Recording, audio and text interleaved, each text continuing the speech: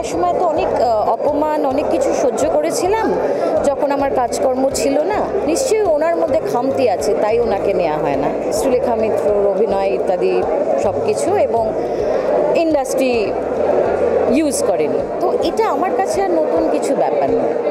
দিন কয়েক আগেই মুক্তি পেয়েছে মায়ানগর। মায়ানগরে শ্রীলেখা মিত্রের অভিনয় প্রশংসিত হয়েছে দর্শক মহলে। তবুও শ্রীলেখার কণ্ঠে শোনা গেল আক্ষেপের সুর। আমি খুব উঠছি। দেখো, আমার এত বছর পরেও অভিনয় দিয়ে প্রমাণ করতে হয় যে আমি অভিনয়টা করতে পারি। আমার এখন একটা সময় তো অনেক অপমান অনেক কিছু সহ্য করেছিলাম যখন আমার কাজকর্ম ছিল না, যে আমি যখন কতগুলো নাম ঠাম বলেছিলাম তখন বলেছিল নিশ্চয়ই ওনার মধ্যে খামতি আছে, তাই ওনাকে নেওয়া হয় না।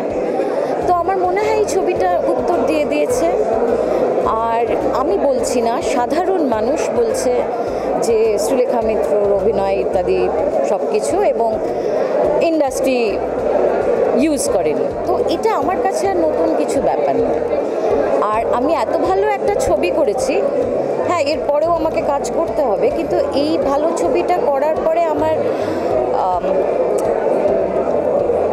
এই বেঞ্চমার্কটা আরও হাই হয়ে গেছে, যে মনের যেই সুখটা ভালো কাজ করার, সেইটা আদিত্যর ছবি করে যেটা পেয়েছি এইটার থেকে সারপাস করবে কি, এটাই আমার কাছে একটা চ্যালেঞ্জ। এই রোলটার থেকে কি আমি আরও বেটার কিছু পাবো, যেখানে আমি আবার নিজের শখটা দিয়ে করতে পারবো? প্রথমত সুযোগ পাবো কি না, কারণ আমি অনেক ছক ভেঙেছি সোকল্ড, আর পেলেও সেটা কি এই মাপের হবে কিনা, সেইটা আমার কাছে খুব ইম্পর্টেন্ট। যারা এখনও মায়ানগর দেখেননি তারা সময় সুযোগ করে বন্ধু বান্ধব পরিবারের সঙ্গে একবার ছবিটা দেখে আসতেই পারেন, বেশ লাগবে। আরও নতুন নতুন আপডেট পেতে আপনারা চোখ রাখুন আর্টেজ টিভি HD পর্দায়।